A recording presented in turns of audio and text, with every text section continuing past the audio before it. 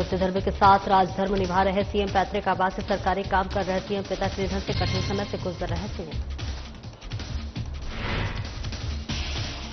शिबू सोरेन को भारत रत्न देने की मांग, मरणोपरांत भारत रत्न देने की मांग कांग्रेस और झामुमो ने उठाई मांग।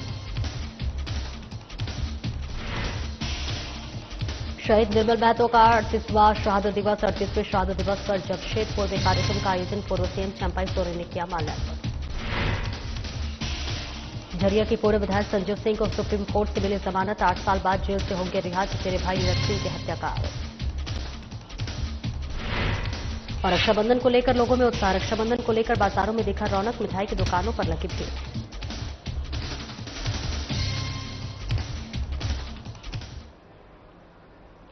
नमस्कार, स्वागत है आपका। मैं हूं आपके साथ सपना दीपक मंतेशा। बुलेटिन का आगाज करेंगे। एक तरफ सीएम हेमंत सोरेन के बाबा के परलोक गमन की असहनीय पीड़ा, तो दूसरी तरफ राज्य के प्रति जिम्मेदारियों को निभाने की चिंता। मुख्यमंत्री हेमंत सोरेन आज अपनी जिंदगी के सबसे कठिन समय से गुजर रहे हैं। शिबू सोरेन के निधन का आज 5वां दिन है। पिता का साया हटने पर व्यक्ति के दिमाग में कई तरह के विचार घूमने लगते हैं।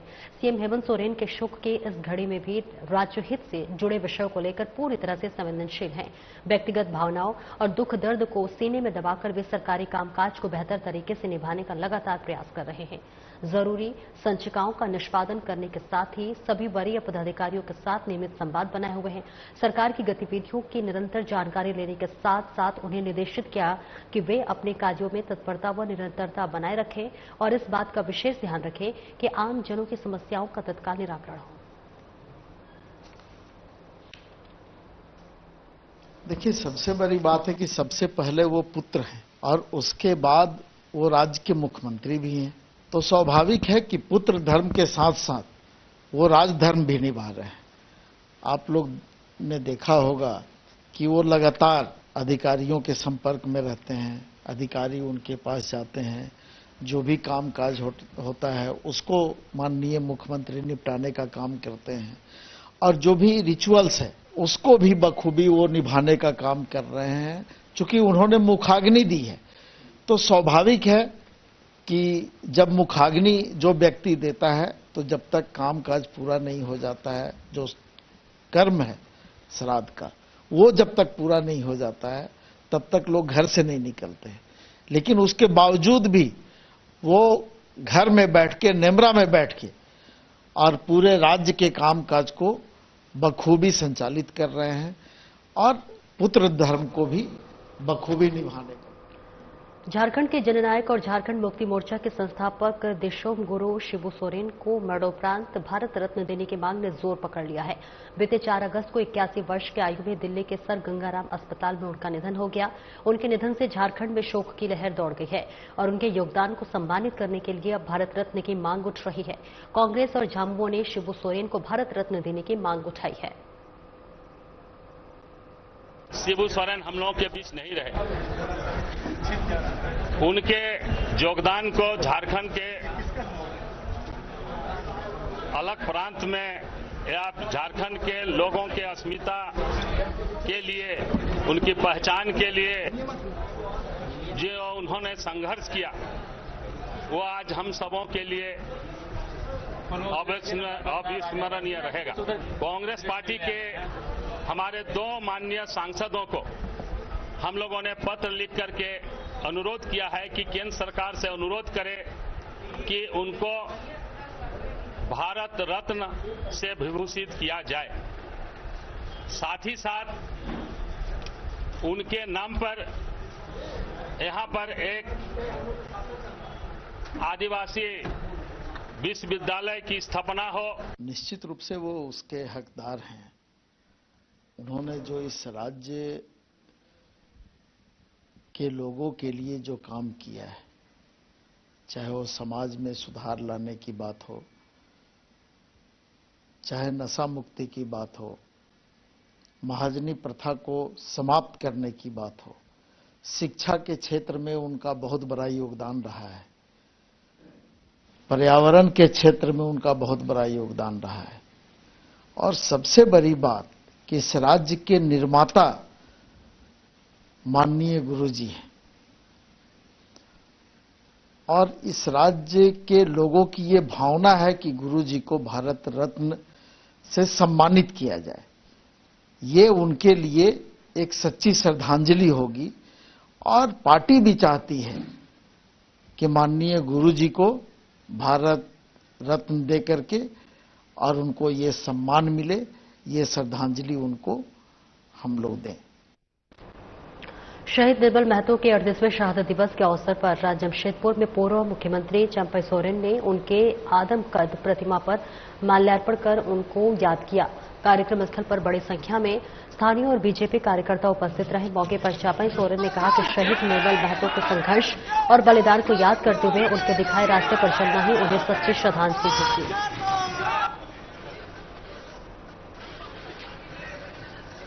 तो तस्वीरें आपको दिखा रहे हैं जहां पर पूर्व मुख्यमंत्री चंपई सोरेन पहुंचे हुए हैं और इस श्रद्धांजलि देते हुए नजर आ रहे हैं। तस्वीरें आपको दिखा रहे हैं जहां पर आपको बता दें कि 38वें शहादत दिवस पर पूर्व मुख्यमंत्री चंपई सोरेन पहुंचे हुए हैं। इसके साथ ही साथ शहीद निर्मल महतो का 38वां शहादत दिवस है और इसके साथ ही आपको बता दें कि कार्यक्रम स्थल पर बड़ी संख्या में स्थानीय और बीजेपी कार्यकर्ता मौजूद रहे। मौके पर चंपई सोरेन ने कहा कि शहीद निर्मल महतो के संघर्ष और बलिदान को याद करते हुए उनके दिखाए गए रास्ते पर चलना ही उन्हें सच्ची श्रद्धांजलि होगी। शहादत दिवस है शहीद निर्मल महतो और आज का दिन में हर समय हर दिन हम लोग आज के दिन में श्रद्धांजलि देते हैं। और श्रद्धांजलि देने के बाद झारखंड आंदोलन के समय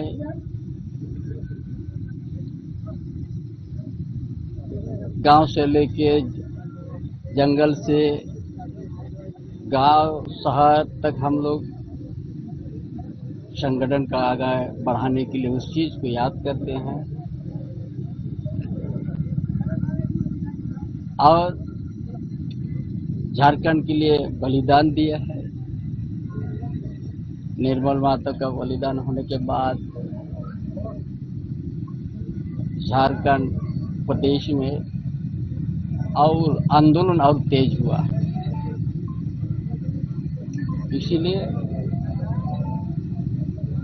झारखंड आंदोलन में बहुत ऐसा है कि शहीद हुए।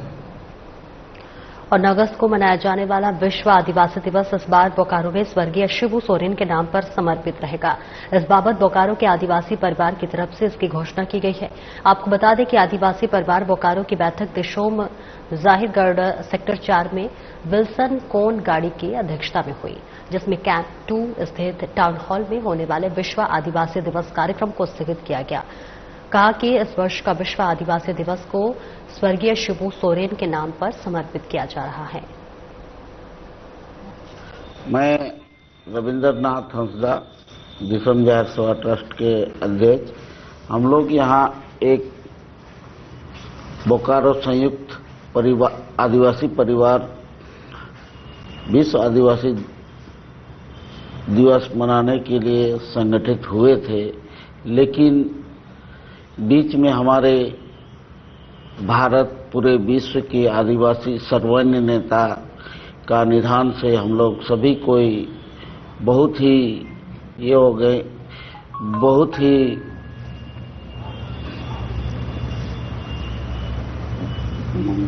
मतलब बहुत ही मनमोहक हो गए हैं और हम लोग इस कार्यक्रम को स्थगित कर रहे हैं। सर्वमान्य नेता और इतने बड़े क्रांतिकारी, हमारे झारखंड राज्य को बनाने में उनका अहम योगदान रहा। हम लोग उनको भूल नहीं सकते हैं। उनके निधन से हम लोग काफ़ी दुखी हैं और जितने भी हमारे 15 संगठन हैं, हर एक संगठन के हर एक लोग एक परिवार की तरह हैं और हमारे गुरुजी हमारे गार्जियन समान थे। दिशम गुरु शिबू सोरेन के निधन के बाद पूरा झारखंड शोक दिवस मना रहा है। इस बीच जो भी कार्यक्रम होने थे उस राज्य में सांकेतिक रूप से दिया जाना है। आने वाले 15 अगस्त को आजादी का 78वां स्वतंत्रता दिवस बड़ी धूमधाम के साथ मनाने का काम करेगी। वही झारखंड में सांकेतिक रूप से झंडोत्तोलन किया जाएगा। इस पर झारखंड प्रदेश कांग्रेस सेवा दल की महासचिव रश्मि चंद्र पिंगुआ ने जानकारी दी है कि गुरुजी के निधन के बाद हम लोग 15 अगस्त को सांकेतिक रूप से झंडोत्तोलन का कार्यक्रम करेंगे, जहां एक और हम लोगों ने तैयारी की थी कि प्रभात फेरी के बाद ध्वज वंदन की टुकड़ी समारोह, जिसमें ध्वज रक्षक के रूप में नवीन कुमार सिंह ध्वजारोहण का निर्णय किया जाता था, लेकिन अब इस प्रकार के कार्यक्रम न होकर सांकेतिक रूप से झंडोत्तोलन किया जाएगा। देखिए, हम लोग का जैसे बैठक हुआ था, जिस तरह से हम लोग अपना कार्यशैली बनाए थे, अपना जो रूटीन बनाए थे, उस रूटीन पे हम लोग काम कर रहे थे। पिछले सोमवार को हम लोग का शिविर लगा था देवघर में, परंतु गुरुजी के देहांत के समाचार मिलने के उपरांत उस शिविर को हम लोग तुरंत क्लोज किए और फिर हम लोग शोक में चले गए। और अभी तक हम लोग आज भी शोक सभा हुआ यहाँ कांग्रेस कार्यालय में। इसके बाद से हम लोग का और भी जितना भी कार्यक्रम था, जैसे कि 9 तारीख का कार्यक्रम था, उसको भी हम लोग स्थगित कर दिए हैं। और 15 तारीख को जो हम लोग का झंडोत्तोलन जो हम लोग सोचे थे कि बृहद तरीके से करेंगे, जिसमें गीत टुकड़ी रहती, हम लोग डंडे से सलामी देते ध्वज को, लेकिन चूंकि राष्ट्रीय पर्व है तो हम लोग उसको मनाएंगे, बहुत सादगी तरीका से मनाएंगे। जो हम लोगों ने जो कार्यक्रम को सजाया था, जिस तरह से 15 अगस्त का तैयारी हम लोग कर रहे थे। और झारखंड मुक्ति मोर्चा के संस्थापक, झारखंड के मसीहा कहे जाने वाले दिशम गुरु शिबू सोरेन के निधन के बाद राज्य के निजी विद्यालयों ने शिबू सोरेन की जीवनी को अपने सिलेबस में रखकर बच्चों को जानकारी देने का निर्णय लिया है। पब्लिक स्कूल और चिल्ड्रेन वेलफेयर एसोसिएशन के राष्ट्रीय अध्यक्ष आलोक कुमार दुबे ने जानकारी देते हुए कहा कि दिशम गुरु जी के जीवन के उन संघर्षों और उपलब्धियों की चर्चा अब निजी विद्यालयों के सिलेबस में देखने को मिलेगी। गुरु जी की जीवनी को बच्चों के बीच जानकारी साझा किया जाएगा, ताकि बच्चों में शिबू सोरेन के संघर्षों और उनकी उपलब्धियों की जानकारी प्राप्त कर भविष्य में अपने आप को बेहतर पायदान पर ले जाने का काम करेंगे। इस बात को लेकर मुख्यमंत्री और शिक्षा मंत्री से मिलकर अपने पाठ्यक्रम में रखने का प्रस्ताव रखेंगे। दिशम गुरु के निधन के बाद झारखंड के सभी निजी विद्यालयों ने स्वेच्छा से अपने विद्यालयों में छुट्टी घोषणा की और शिबू सोरेन जी को श्रद्धांजलि अर्पित किया। हमने पासवा ने यह निर्णय किया है कि हम अपने स्कूलों में शिबू सोरेन की जीवनी को लेकर बच्चों को बताएंगे, ताकि हमारे आने वाली पीढ़ियों को ये मालूम होना चाहिए कि शिबू सोरेन का व्यक्तित्व क्या था और उनके संघर्ष की दास्तान क्या थी।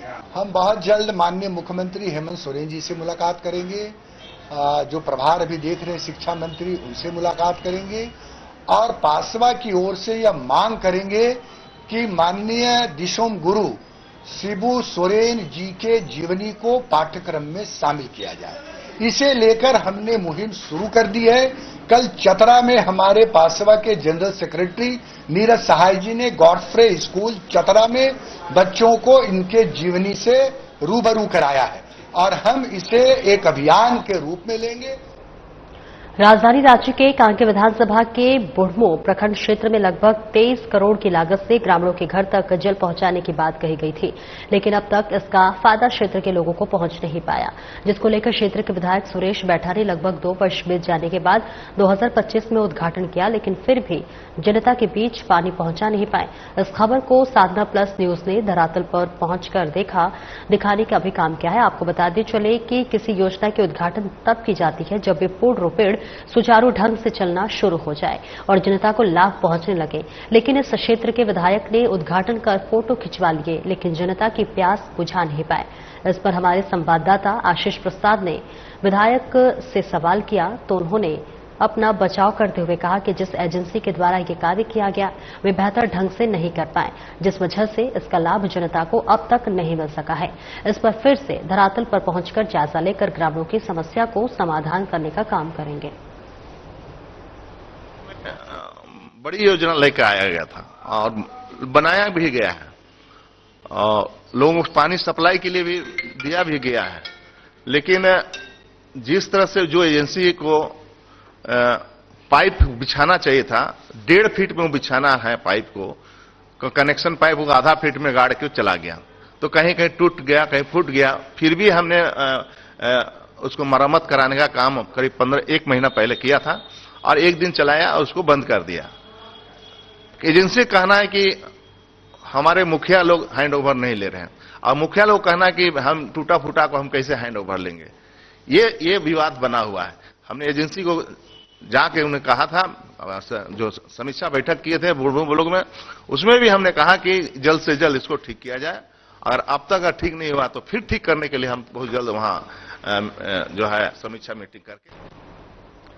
कोयला राजधानी धनबाद के बहुचर्चित पूर्व डिप्टी मेयर नीरज सिंह समेत 4 लोगों की हत्या के मामले में जेल में बंद झरिया के पूर्व बीजेपी विधायक संजू सिंह को सुप्रीम कोर्ट से जमानत मिल गई है।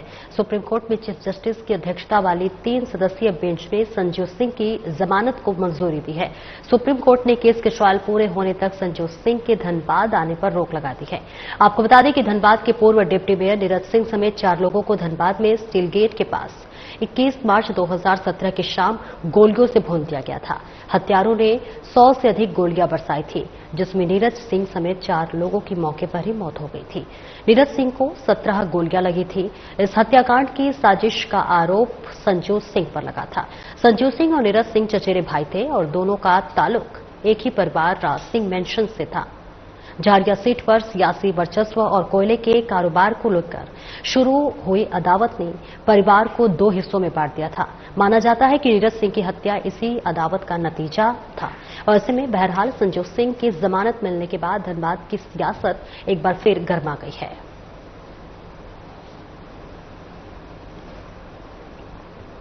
और बिहार का इकलौता एकलव्य राज्य स्तरीय आवासीय कुश्ती प्रशिक्षण केंद्र के स्थानांतरित करने का स्थानीय लोग विरोध कर रहे हैं। लोगों का कहना है कि ये केंद्र पिछले 35 सालों से दुर्गावती के बिछिया में चल रहा है। इस केंद्र से प्रशिक्षण प्राप्त कर कई खिलाड़ी राष्ट्रीय और अंतर्राष्ट्रीय स्तर पर मेडल जीत चुके हैं, कई तो सरकारी नौकरी में भी हैं। बताया गया कि बिहार राज्य खेल प्राधिकरण विभाग द्वारा एक लेटर जारी किया गया है, जिसे अब रामगढ़ प्रखंड अंतर्गत ले जाने के लिए लेटर जारी हुआ है।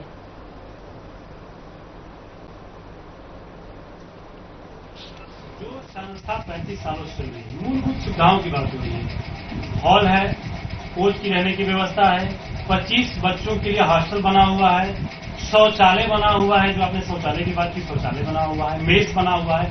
अच्छा, अगर मैं कहता हूं कि आप अगर पद पे हैं, आप करें, आरोप नहीं, देखिए ये आरोप नहीं है, आपने बेकायदा लिखित में दिया है। और मैं कह रहा हूं कि अगर मूलभूत सुविधा उपलब्ध नहीं है तो आप सांसद हैं, आप विधायक हैं, मूलभूत सुविधा उपलब्ध कराइए ना, कि उस संस्था को ही बंद करके कहीं और आप खोल दीजिएगा। ये कौन सा न्याय है और ये कौन सा जनप्रतिनिधि की एक जो है कि सोच है कि यहाँ मूलभूत सुविधा नहीं है, एक छोटी सी सुविधा उपलब्ध नहीं है। कम से कम जो संस्था बनी है वहाँ करोड़ों रुपए सरकार के लगे हुए हैं, करोड़ों रुपए सरकार के लगे हैं। वहाँ के जो उस समय तत्कालीन जो विधायक और सांसद रहे हैं अपने अपने समय में, वहाँ पे अंबिका यादव जी के कार्यकाल का हमको लगता है 10-15 लाख रुपया लगा है। अरे जगदानंद सिंह के कार्यकाल का हमको लगता है कि 15 लाख रुपया। छेदी पासवान अपने समय में 60,000 रुपये उस समय में उन्होंने दिया था। हजारीबाग सदर अंचल में कुछ देर के लिए मचा अफरा तफरी का माहौल कायम हो गया है। बताया गया है कि मुफस्सिल थाना क्षेत्र अंतर्गत जगदीशपुर की एक महिला अपनी जमीन की मापी कराने को लेकर कई दिनों से अंचल कार्यालय का चक्कर लगा रही थी, जिसको लेकर सदर अंचल में कार्यरत एक क्लर्क से उसकी बहस हो गई, जिसको लेकर बाद में अफरा तफरी का माहौल कायम हो गया। महिला का कहना है कि अंचल कार्यालय के कर्मी अभद्रता से पेश आते हैं। तकरीबन हम 6 महीने से हम इस ऑफिस तक भागदौड़ कर रहे हैं। कभी सीओ सर नहीं मिलते, कभी स्टाफ लोग काम में डिले कर देते, और आज 2 महीने से हमने ऑनलाइन डिमांड ड्राफ्ट भरा है जमीन बंटवारे के नाम पर, और इन लोग ने अभी तक नोटिस नहीं जारी किया। आज मैंने 11:30 बजे से आई हूँ और इन लोगों को मैं बोली कि आपने ये काम क्यों नहीं किया, तो अमीन संजय रजवाड़ जी जो है वो बोले हमारे पास टेबल पर फाइल ही नहीं आया मैडम, हमको कुछ पता नहीं। फिर उसके बाद अनुराग जी भी बैकआउट हो गए, वो भी ये बोले कि अभी तक हमको नहीं पता है। फिर चंदा मैडम के पास आया फिर कि चंदा मैडम नोटिस जारी करेंगी। चंदा मैडम का हमने बोला, वो बोली डिसिप्लिन हमको सिखाएंगे, 1 घंटा वेट कीजिए। 1 घंटा 11:30 बजे से हम 2 बजे तक वेट ही कर रहे हैं। सीओ सर बोले चंदा मैडम को खुद जाकर के कि आप इनका नोटिस जारी कीजिए, मैं साइन कर दूंगा। और चंदा मैडम उनकी भी अवहेलना की, तब भी नोटिस जारी नहीं की। और उसके बाद में हमें धमकी दे रही है कि हम मारेंगे तुमको, तुम दखल डाल रही है काम करने में। सारण जिले के दाऊदपुर थाना अंतर्गत बंगरा विशन टोला से एक बड़ी खबर सामने आ रही है, जहां रास्ते के विवाद में एक युवक की चाकू गोद कर हत्या कर दी गई। जहां चाकूबाजी में एक ही परिवार के 6 लोग गंभीर रूप से घायल हो गए, जिन्हें इलाज के लिए पटना रेफर किया गया है। मृतक की पहचान स्वर्गीय माधो सिंह के पुत्र विजय सिंह के रूप में किया गया है, जो कि दरभंगा जिले में शिक्षा परियोजना में कार्यरत थे। इस मामले में जख्मी के बयान पर कुल 10 लोगों को अभियुक्त बनाया गया है। वहीं पुलिस ने प्राथमिकी दर्ज कर मामले की छानबीन में जुटी हुई है।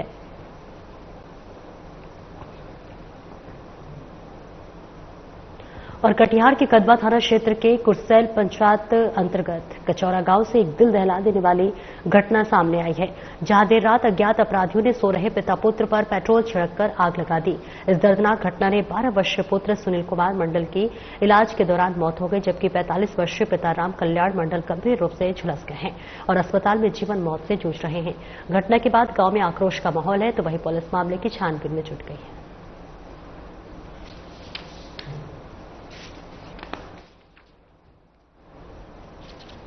और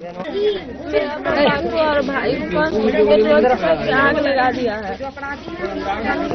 कुछ पता चला कि कौन लोग थे वो लोग? क्या नाम है पिताजी का आपका? राम कल्याण मंडल। कहाँ है अभी वो? अभी वो वहाँ पे है, इलाज चल रहा है। घटना घटी की देखें तो हल्ला हुआ जी, हल्ला हुआ तो उठे, पूरा आग फैला हुआ था पूरा आंगन में। वहाँ जैसे हम बिछावन से निकले, उनसे बात करने का दरिया पर आए तो पूरा आग लेके सच्चाई क्या है, छोटा लड़का पूरा दरवाजा पे रो रहा था, लौट रहा था, ऊपर से उसको बुझाने का कोशिश कर रहा था, पूरी हुई पूरा जल गया था। हाँ। उसके बाद उसको यहाँ से लेकर हॉस्पिटल निकले। उसके बाद हम फोटो निकाले, गाड़ी में चढ़ाने के बाद निकल रहे हैं, तो इधर से बुलाया कि रुको 2 मिनट हम भी जाएंगे, पता नहीं, फिर हम बाइक से निकल रहे हैं, इसको लेकर निकलो लड़का को। उसका पिता भागलपुर अस्पताल में एडमिट है। जैसे ही खबर मिला हम लोग अपना प्रकरण देख के दीजिए और सहयोगी के साथ हम लोग घटनास्थल पर आए और सुन के काफी दर्द हुआ। और तो ये घटना छोटा घटना नहीं है, ये दिल दहलाने वाली घटना है। इस तरह की घटना हमारे क्षेत्र में नहीं हुआ करता था। घटना के प्रति काफी संवेदना व्यक्त करते हैं और उनके जो परिजन है, उनके परिजन के इस दुख की घड़ी में, इस मुसीबत की घड़ी में हम सब लोग उनके साथ। सारण पुलिस और अपराधियों के बीच एकमा थाना क्षेत्र के तिलकार में मुठभेड़ हुई है। इस संबंध में वरीय पुलिस अधीक्षक डॉक्टर आशीष कुमार ने बताया है कि पुलिस को गुप्त सूचना मिली थी कि एकमा थाना क्षेत्र के तिलकर में अपराधी छिपे हुए हैं। सूचना पर एसडीपीओ और थानाध्यक्ष के द्वारा कार्रवाई की गई है। इस बीच अपराधियों ने फायरिंग कर दी। वहीं जवाबी कार्रवाई में पुलिस की गोली से 2 अपराधी घायल हो गए हैं। मौके से पुलिस ने 3 अन्य को गिरफ्तार किया है। सूचना मिली थी कि एकमा थाना क्षेत्र के कुछ अपराधी तिलकार गांव में जो इकट्ठा हुए हैं और कोई बड़ी अपराध की घटना कारित करने की बात की जा रही है। इस सूचना का सत्यापन करने के लिए तिलकार में जो मुर्गी फार्म है वहां पर जो है पुलिस की टीम पहुंची। पुलिस की टीम को देखते ही इन लोगों ने वहां पर फायरिंग कर दी। बीच में आत्मरक्षा पुलिस ने भी फायरिंग करी, जिसमें 2 व्यक्ति मुन्ना मियां और रंजीत सिंह, इन दोनों को गोली लगी है और 3 अन्य अपराधी वहां से गिरफ्तार किए गए। इसके साथ ही उनके पास से हथियार और गोली भी बरामद की गई है। इन पर जो है करीब 1.5 दर्जन केस लंबित है। मुन्ना मियां पर, रंजीत सिंह पर 3 केस पहले के पाए गए हैं। बाकी अन्य का आपराधी इतिहास जो है वो हम लोग खंगाल रहे हैं। इसमें जल्दी ही इसमें स्पीडी ट्रायल चला के सजा दिलाई जाएगी। अपराधियों के द्वारा 2-3 फायर करने की बात आई है। अभी पूरी चीजें जो है साफ हो जाएगी। हम लोग जो जांच कर रहे हैं रिपोर्ट उसके साथ बनाई जाएगी, क्योंकि वहां पर घटनास्थल पर खोखा भी मिला है। इनके पास से 2। और अब जिस तस्वीर को हम आपको दिखाने जा रहे हैं वो तस्वीर है पटना गया रेलखंड के तारेगना स्टेशन का, जहां पटना से गया जाने वाली ट्रेन में रेल यात्री पायदान पर लटक कर यात्रा कर रहे हैं, जिन्हें अपनी मौत की भी परवाह नहीं है। आपको बता दें किस तरह का भीड़ कमोबेश प्रत्येक दिन रहती है, लेकिन पिछले 1-2 दिनों में रक्षाबंधन पर्व को लेकर ट्रेनों में भीड़ और बढ़ गई है। तो तस्वीरें आपको दिखा रहे हैं जहां जान जोखिम में डालकर लगातार जो यात्री है वो यात्रा कर रहे हैं और ये तस्वीरें आए दिन देखने को मिलती है। लेकिन आपको बताते चले कि रक्षाबंधन पर्व को देखते हुए जो यात्रियों की संख्या है वो लगातार इस वक्त बढ़ती हुई नजर आ रही है। खिड़कियों पर लटकते हुए जो यात्री हैं वो यात्रा करते हुए नजर आ रहे हैं। अपनी जान को जोखिम में डालकर यात्रा करते हुए तमाम जो यात्री हैं वो नजर आ रहे हैं। तस्वीरें हम आपको दिखा रहे हैं पटना गया रेलखंड की तालीगंज स्टेशन का। और वहीं कल रक्षाबंधन को लेकर हजारीबाग के बाजारों में काफी रौनक देखने को मिल रही है। राखी के रंग बिरंगे स्टॉल, उपहारों की विविधता और मिठाई की दुकानों पर लंबे कतारें इस बात का संकेत है कि भाई बहन के इस पावन पर्व को लोग पूरे उत्साह के साथ मनाने को लेकर तैयार हैं। परंपरागत राखियों के साथ साथ इस बार डिजाइनर, इको फ्रेंडली और थीम आधारित राखियों ने भी ग्राहकों का ध्यान खींचा है। मिठाई की दुकानों पर भी भीड़ देखी गई है। तो देखिए, कल रक्षाबंधन का त्यौहार है और ऐसे में बाजारों में रौनक दिखाई दे रही है और ऐसे के साथ साथ तमाम